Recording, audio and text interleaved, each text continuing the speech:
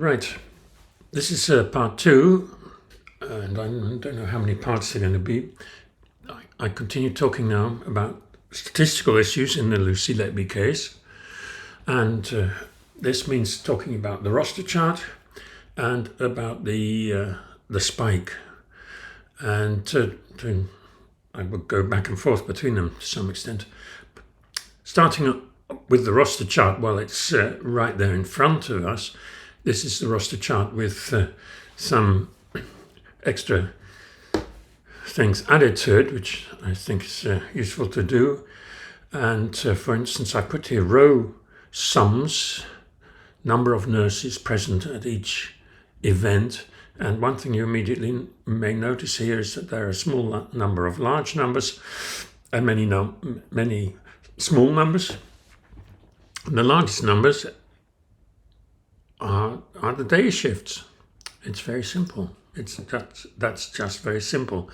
And you see 11 and 11 and 11 and 11. Those are all on day shifts. And so the chart is telling us there are more nurses on duty in a neonatal intensive care unit in daytime than at night, which is not terribly exciting, but might be relevant. On this side, I've marked jurors' conclusions at the first trial, guilty or not guilty, whether the events are deaths or not. And I've also marked here twins and a triplet. And we see them, and we're going to see more.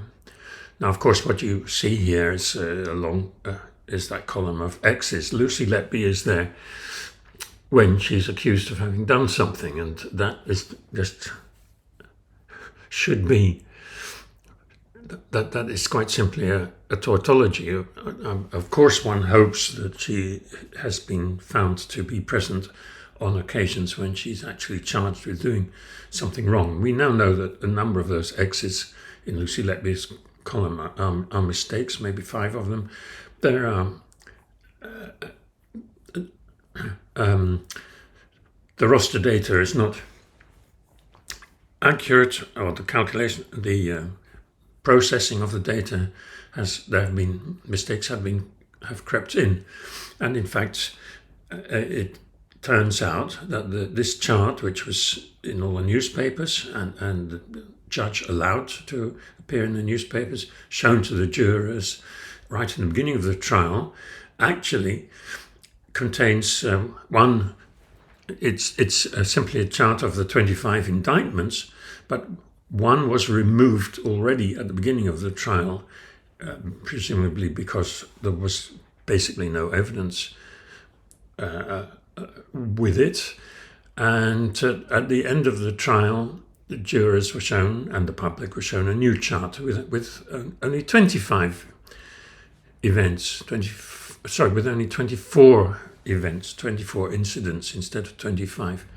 Now, the fact that one of those rows got removed in the early days of the trial already tells us something about its reliability.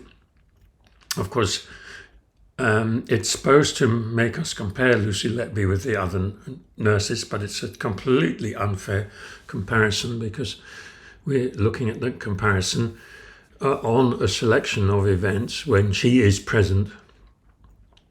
And to make the comparison more reasonable, to begin with, we should add all the rows of incidents, and we know there are many which were found to be suspicious by Dowie Evans, for instance, but which did not become part of the trial, possibly because Lucy Letby wasn't there.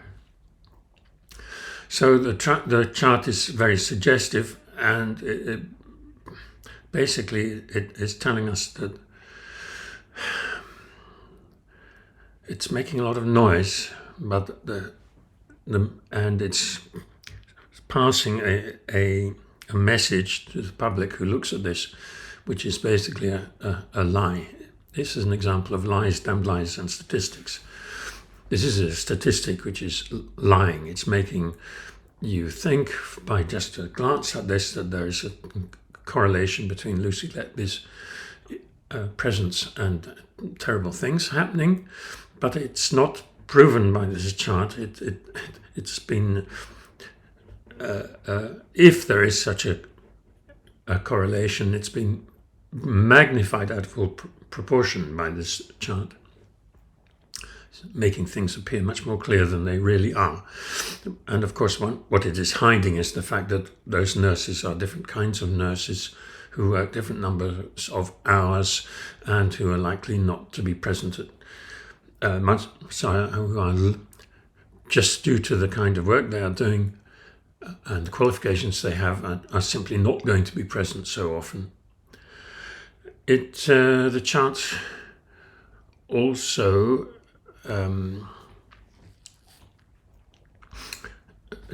deliberately excludes doctors, especially junior doctors who work a lot in the ward, and we know that an initial roster charts showed that I think Dr. Gibbs and Dr. another one, I forget the name, Saladi perhaps, were actually also present at a large number of incidents of what was thought to be possibly suspicious incidents, and all this is being hidden from us. This obfuscates, it gives a false impression of overpoweringness, which is entirely unjustified. I may come back to some of these things. Now let's go to the spike. I want to go into the spike for a while. And here's, you can see the spike in the early neonatal deaths. And one of the things to discuss is that actually, is there really a spike, or how can we be sure that there is a spike? It is said to have been a spike an unexplained spike of an unexplained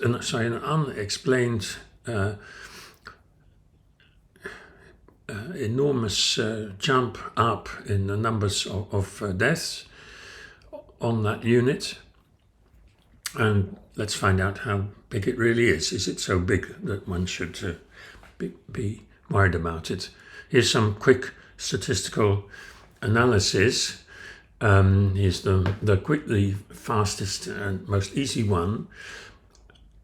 We know that from mid-2016, from halfway through 2016, the unit was degraded. So these smaller numbers down here are simply not interesting. The unit is not comparable in those 2 years to what it was, in fact 2.5 years, to what it was before. So 2016 is also problematic because we can't see this 7 whether they're in the first half or the second half.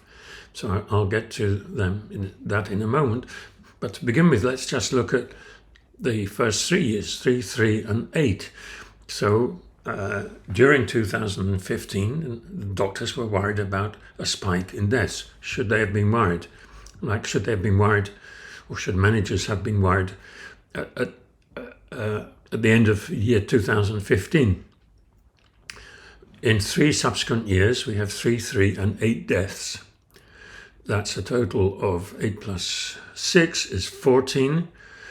That's 14 deaths, and 8 of them are happening in 1/3 of the time, in the 3rd year out of 3.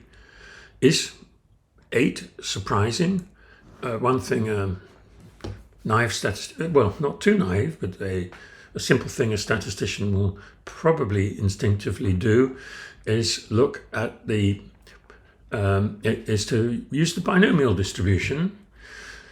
We have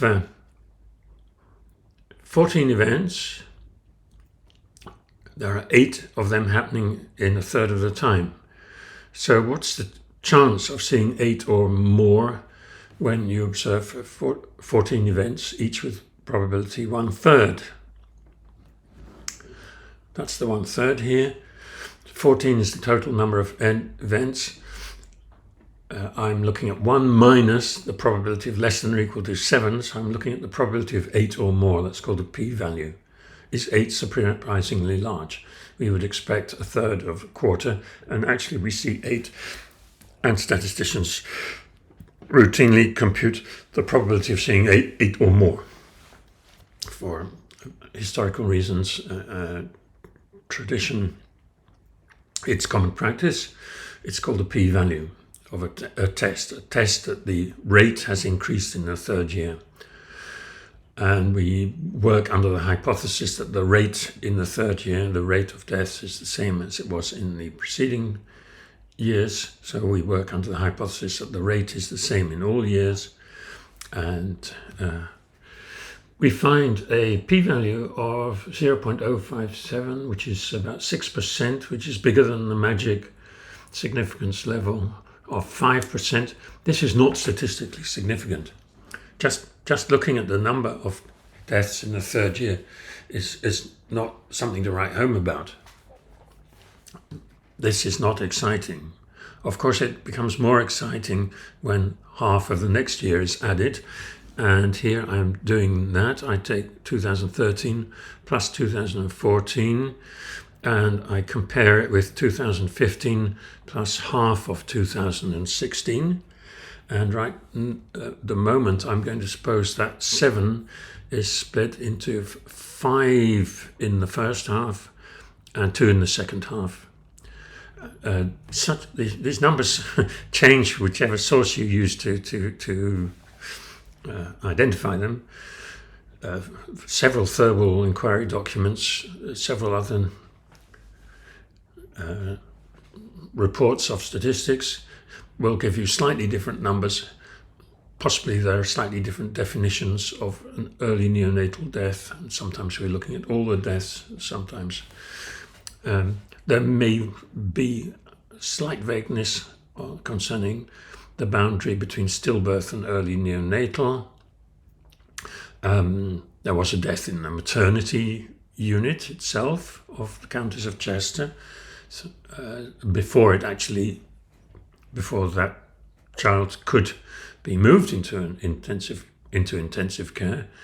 So early neonatal deaths at the Countess of Chester is not just early neonatal deaths in the neonatal intensive care unit. That's another reason for little differences in the numbers.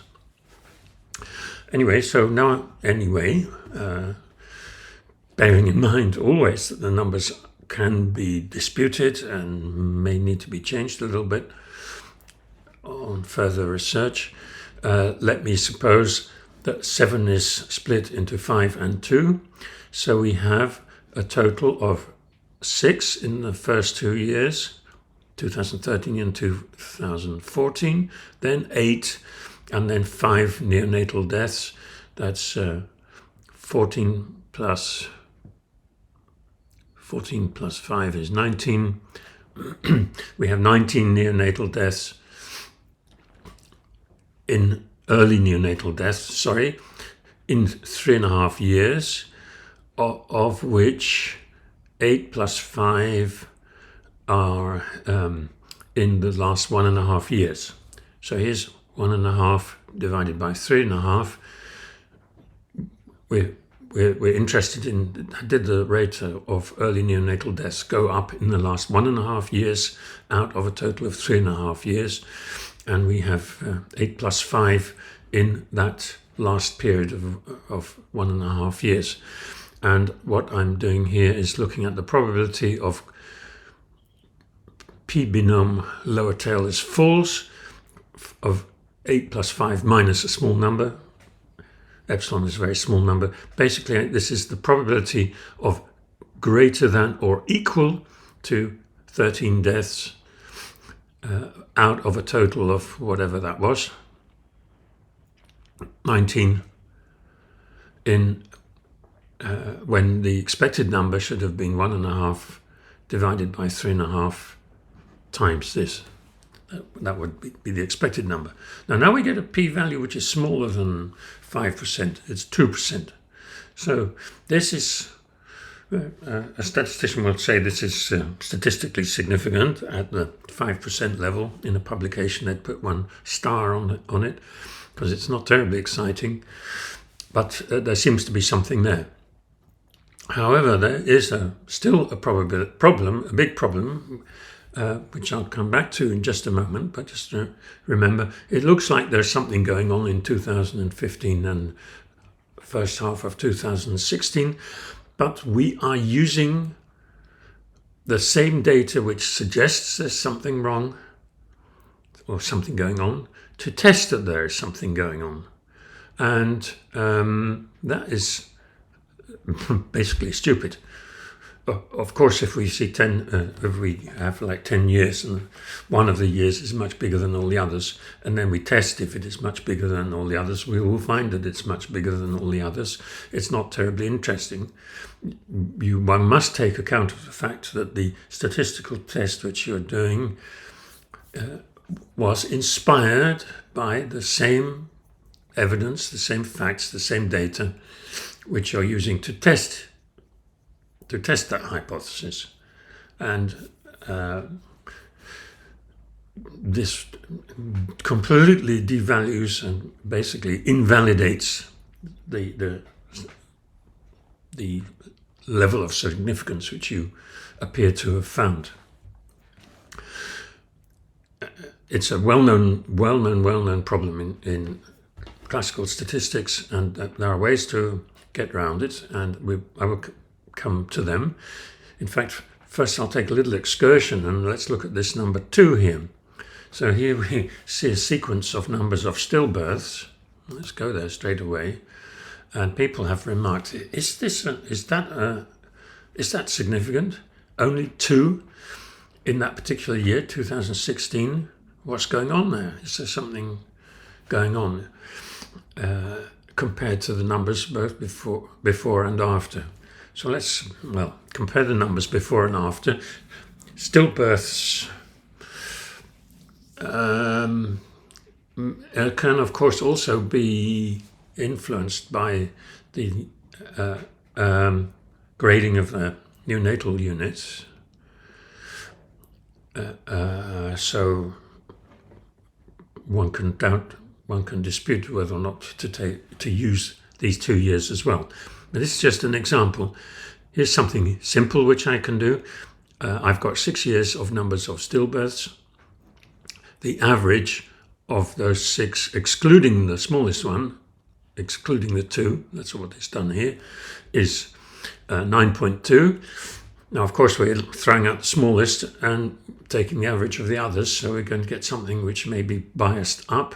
So I'm going to take account of that by doing a little calculation using the Poisson distribution. Suppose the expected number per year was constant at 8. Suppose on average there were 8 per year, completely random. What is the probability that in 6 years the smallest number is 2? So 1 minus P Poisson 2, 8 is probability of 3 or more.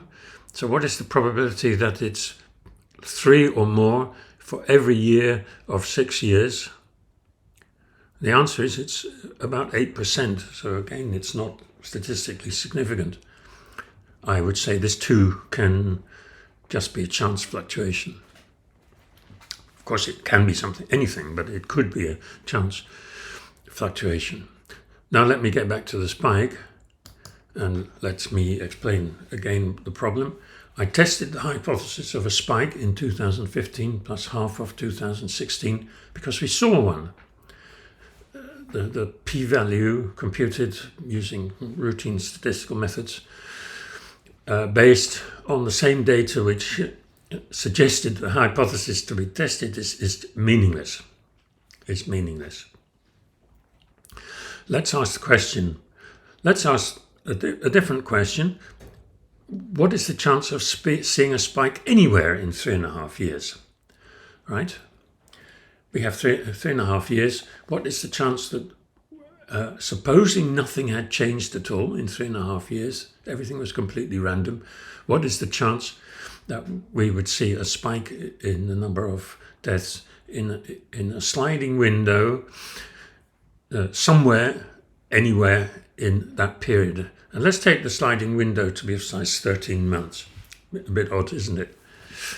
Of course, I'm actually kind of being biased towards in favor of the prosecution by doing this, because I'm giving that sliding window of 13 months, which I'm going to move all the way over everywhere from beginning to end of a period of in total 3.5 years. I'm going to move it from the beginning right to the end, and all the time I'm going to track how many deaths, neonatal deaths, are in it. And I'm going to ask the question, how large could that be if in fact there is no real spike, because the events are spread uniformly at random. They are independently and randomly spread over the whole 3.5 years. So I asked the question, what is the probability of 12 or more events in some window of length 13 months? Now, I started writing a computer program to calculate that probability by a simulation experiment, because I knew there is not a short answer. I mean, there's not a theoretical answer in the sense of a formula. The best way to find out what it is, I mean, there are approximation formulas, there are formulas, but they don't give the exact answer. What gives something guaranteed to be extremely close to the exact answer is by doing a simulation experiment. And because I was lazy, and because I wanted to try out Google AI for writing programs, computer programs, and doing statistical calculations, difficult ones, I asked Google AI, please give me an R program to compute this probability. Okay, and this is what I got. I had a little discussion with AI, Google AI, and a little bit of back and forth while we settled on the right wording of the question. And anyway, it was just that was a very quick exchange, and at a certain point the AI knew exactly what I wanted to know, and it knew how to do it, knew how to calculate it. It knew a fast way to, it knew a short program which would calculate it, and it could also come up with a longer program which would be obviously more difficult to see if it was correct because it was more complex, but which should run faster. Well, I went for cheap and easy. Cheap in the sense of easy to check. Well, cheap. It possibly will take a while to run on my computer, but at least I can easily see if the program is correct, and I know exactly what it is doing, and I know it is doing exactly what I wanted it to do. So there's the program. I'm not going to talk about it, don't worry. But I was actually, to be honest, quite astounded by the results. So what do I ask for? I want to. So what am I doing? 1,000,000 times at random, I'm putting 24 events completely at random in a time interval of length 3.5 years. So there's going to be 25 events scattered absolutely at random, uniformly, no dependence, over 3.5 years, 3.5 time units. I'm going to take a window of size 13/12 of a year, which is, I think, a good enough approximation of the length of 13 months. Okay, I'm not taking account of leap years and things like that. Length of January. Anyway, I'm not bothering about that kind of level of accuracy. We can change these numbers a little bit, this number a little bit, and change this number a little bit. You will get roughly the same result. By making this number bigger, the program takes longer to run. It turned out that 1,000 was plenty to get a good enough answer in a flash, and a million times simulating a year in a hospital took a couple of minutes. But I had some other things to do at the same time while I was waiting. And I drew a histogram of the results. And here's the histogram. And here's the number of results. That's the number out of a million years in which the biggest number in the sliding window was more than 11. It was 12 or more. How often were there in these million times 3.5 years was the biggest concentration of events in 13 months, more than 11. I was pretty stunned, actually. It's 42% of the time.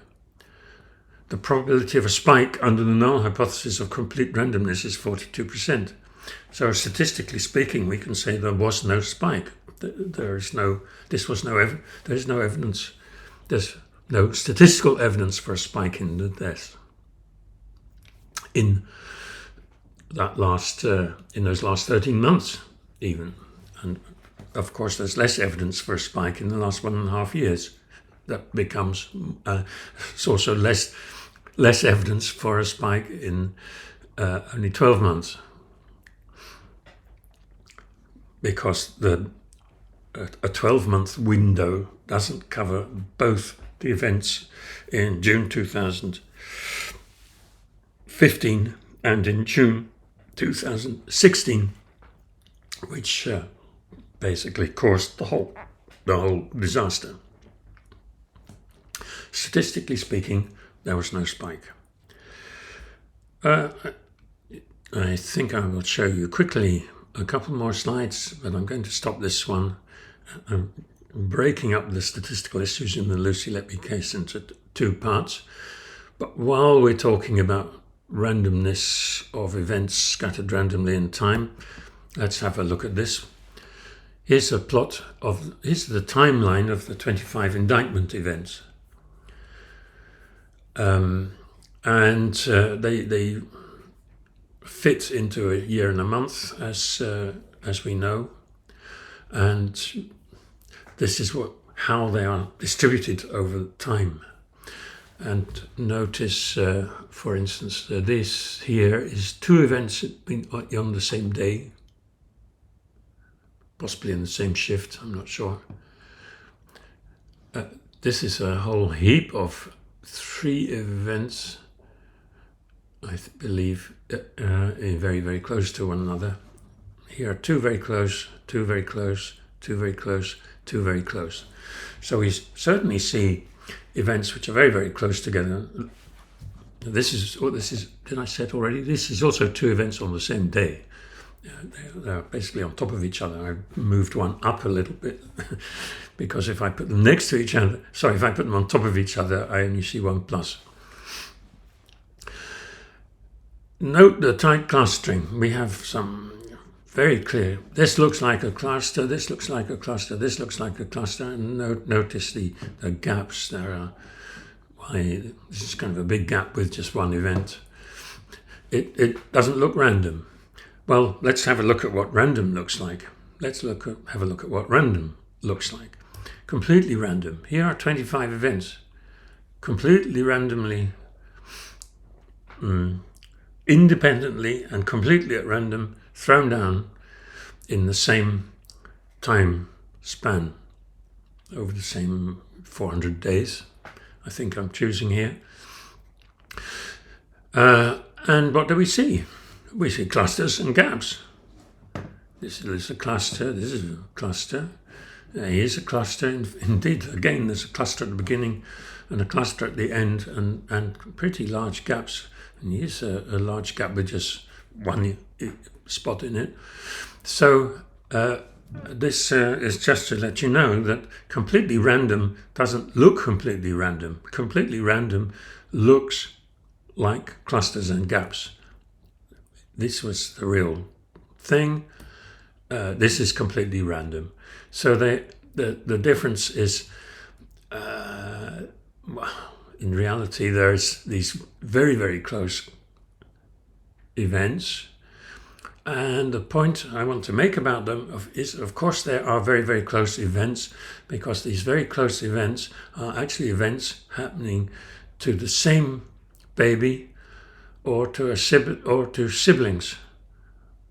In other words, if we had only thrown down a mark, a plus sign, for any serious adverse event in the lives of the babies of one mother,